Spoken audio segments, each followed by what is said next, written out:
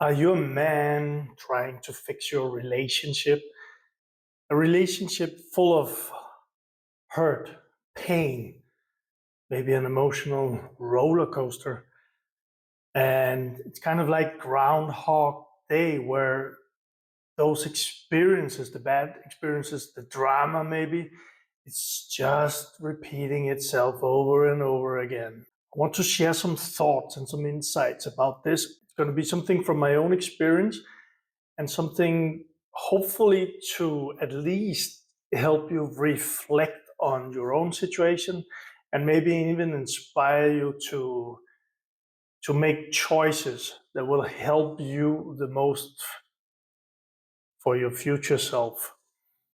And I'm going to share my story very quickly about this. And also, I speak from experiences of speaking with a lot of men, and I'm going to share you how you can be a part of communities for men and in what we call midlife, our 40s, 50s, and 60s. So let's dive into it. First of all, my name is Michael Plusek. I am north of Europe in Copenhagen, in Denmark. And it's true, it's a cactus here behind me. And actually, that cactus, I got it from my grandmother, who is soon to be 95 years old, and it was not much bigger than this. And now I think it's around 1 meter and 95 centimeters or something. So it's just getting bigger and bigger. And I love having this around me in my living room, but also when I do these videos. My experience with relationships, at least the long ones, was my marriage, which was very painful. And from that marriage, going into a 6 year narcissistic relationship, which got even more painful. And if you want to see the full story of that, I've made a video also where I'm sharing what happened. Probably I'm going to do more videos. You can just find them on the channel here. And now I am committed to helping men, to share my stories, sharing other men's stories, but also to help men, especially in midlife, to make the next years the best years. Midlife is a transition. Midlife can be very hard for many men. And for many, it's something that happens and we're not really clear on what's going on. I've experienced that myself, and I just want to help and share and bring ideas to the table of, instead of just declining, actually to thrive and make the next years the best years. So on the relationship part, let's dive into this. First of all, and maybe you can relate to this, those are the men that I'm speaking to right now, being in a painful relationship.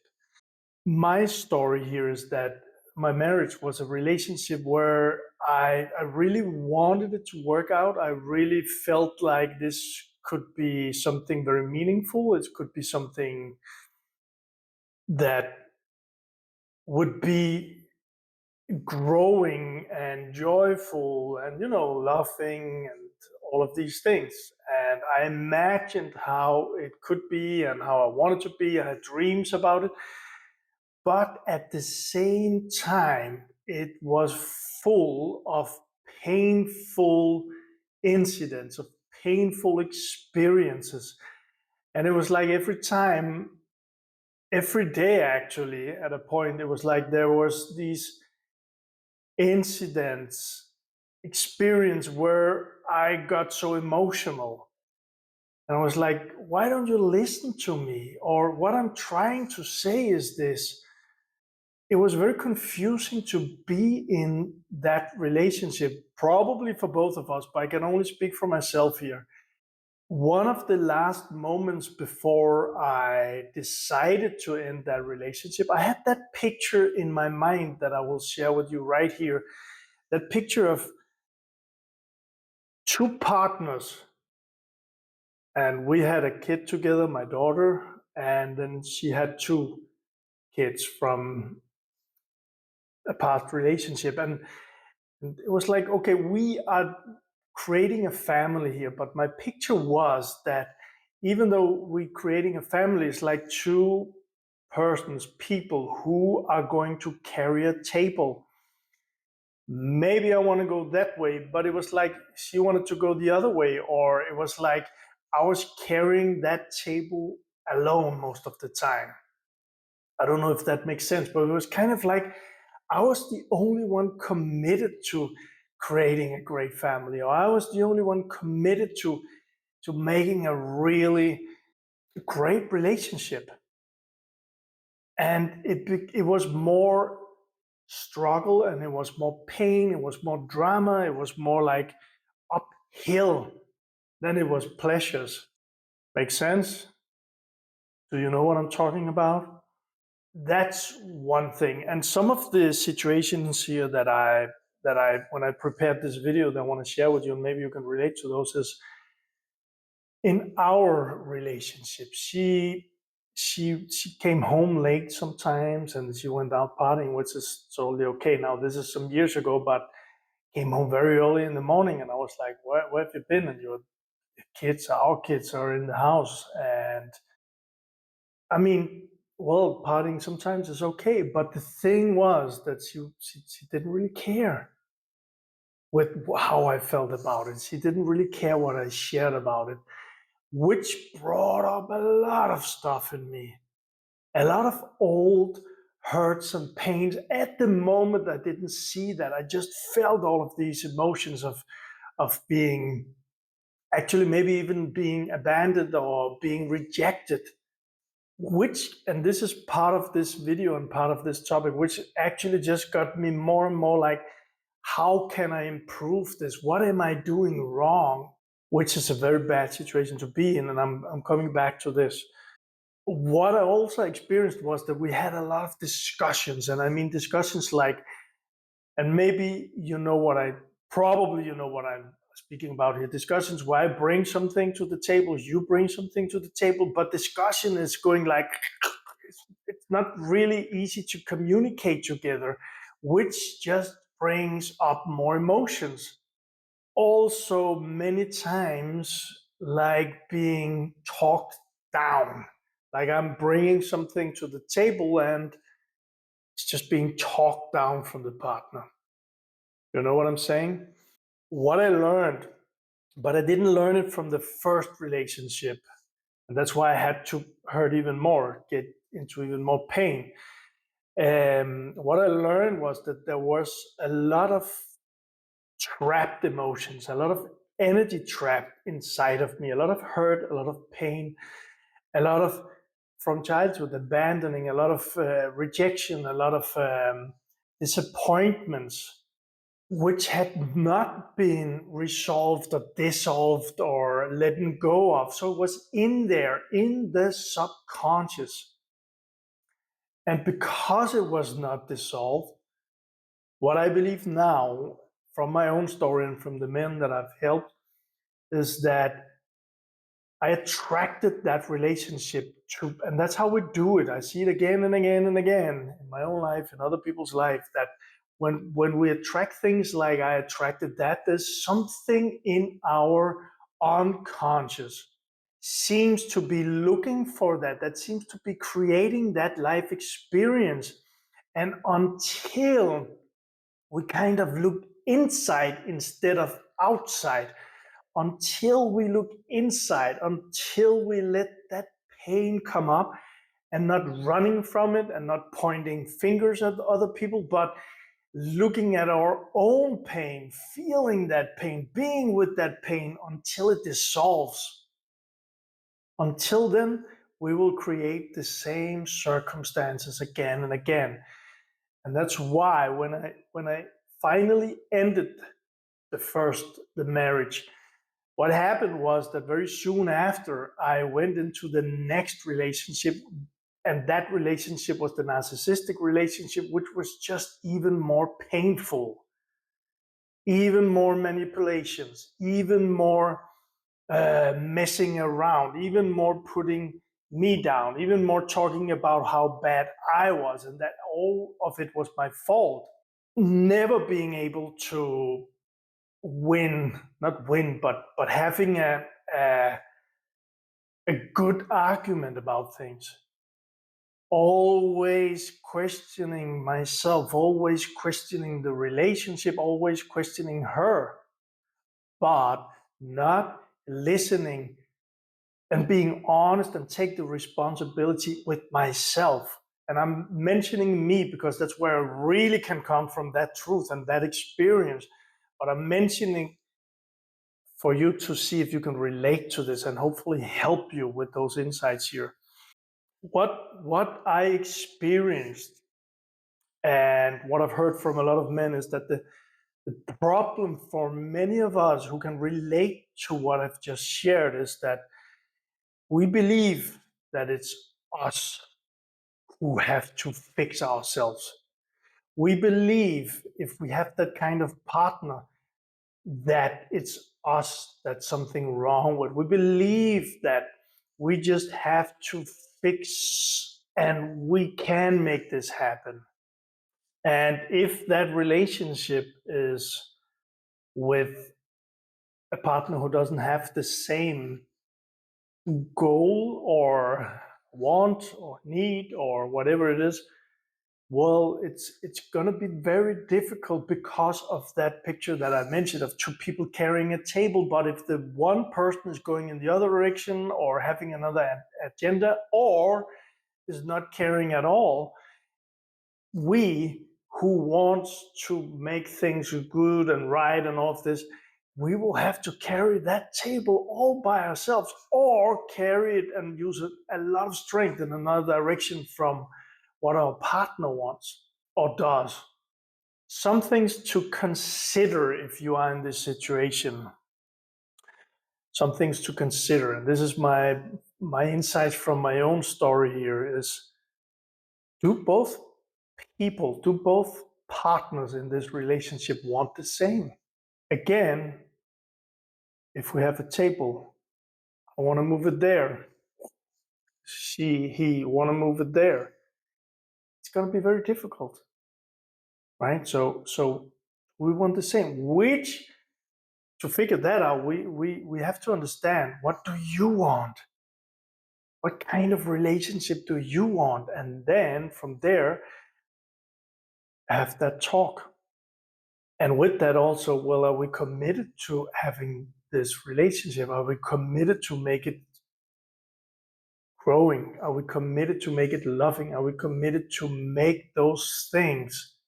What I experienced myself was that we had those talks, but it was difficult at that point in time for me to being very open and honest, because there was a part of me that was afraid of being abandoned. So, and this is a childhood thing. I saw that, I know that, and I experienced this with a lot of men, that there are things from our childhood where, and this happens for most people, that we learn to fit in.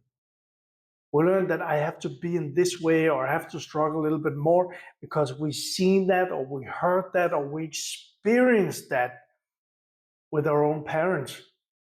I mention this because, and I know this is deep, I do know this is deep, but if we have those patterns inside of us, which I believe a lot of men and people do, it's going to be very difficult because we will react from those patterns. We will behave from those patterns.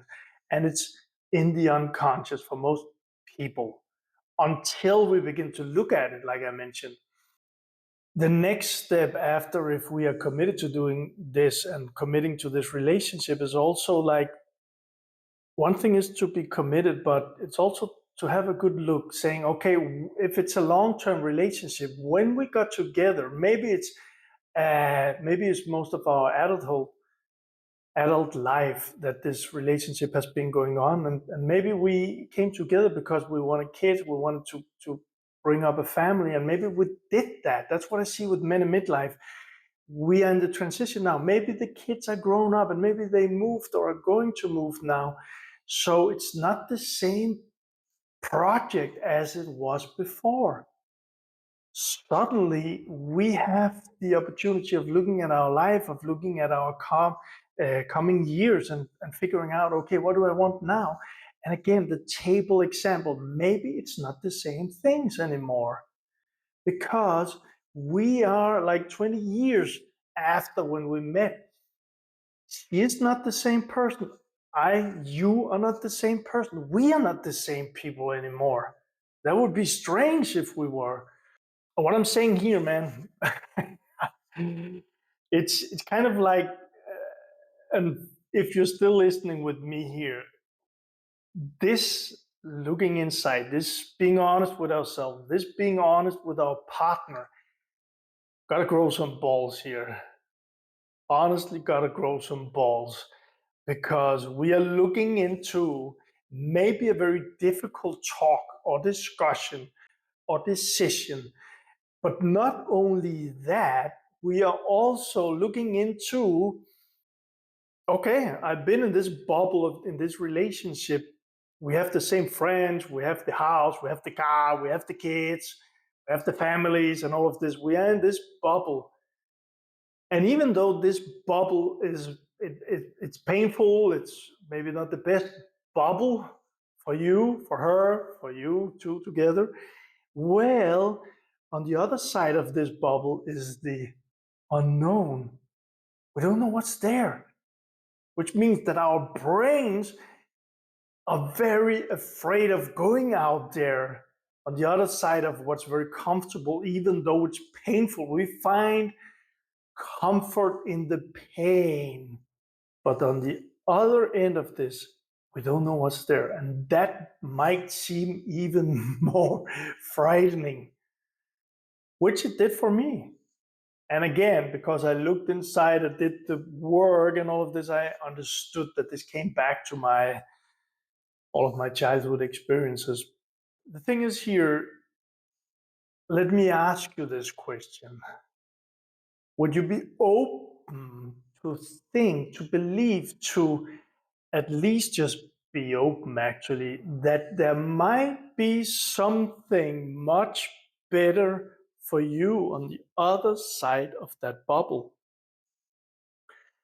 That life could be more adventurous, more energetic, more all of what you're maybe longing for, or something inside of you is longing for on the other side of this. Will you be open to that? Maybe even think, because that was one of the things for me, and that was just an excuse for her or him, your partner. Think about yourself, but if your mind comes up with the same excuse as my mind did, that for your partner there might also be something better on the other side of the bubble you've been in for years. Make sense? I hope this gave some value here, and I I trust that if you are still listening with me here, that there's something in this for you that can help you on your journey. And maybe most importantly, actually, one more thing is that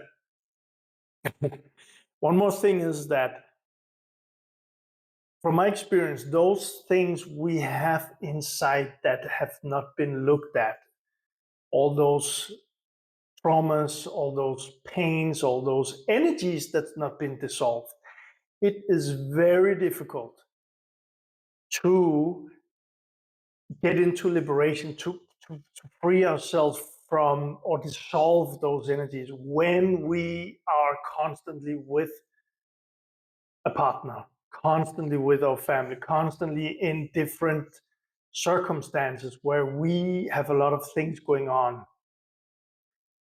Because to get those things up, and well, we can certainly have other people to help us doing that, but on the other side of that, to begin to understand those things, from my experience and the people that I've helped getting out of the bubble and being able to be alone with ourselves and listening to ourselves, journaling, talking with someone, talking with a coach, a mentor, a therapist, whatever it is, to understand these things coming up. It's very difficult when we are in the bubble with a lot of people or the partner. Make sense?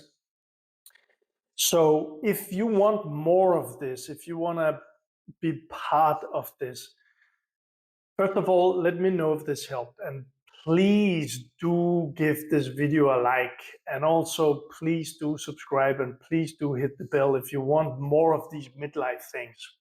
I got two options. First of all, I created a free community for men in midlife. I'll put the link below. So this is an option to get a little bit closer to what I'm speaking about and also be in that community. The second option is something that I just created and just released, and I'm just growing that, putting more and more teaching in there. It's a paid, but very low right now, subscription to a brotherhood for men in midlife, mature men. And in their teachings, classrooms, workshops, life workshops, and a brotherhood community for men. I will put the description, the links to those two in the description. That was how it was supposed to be. I'll see you in the next video.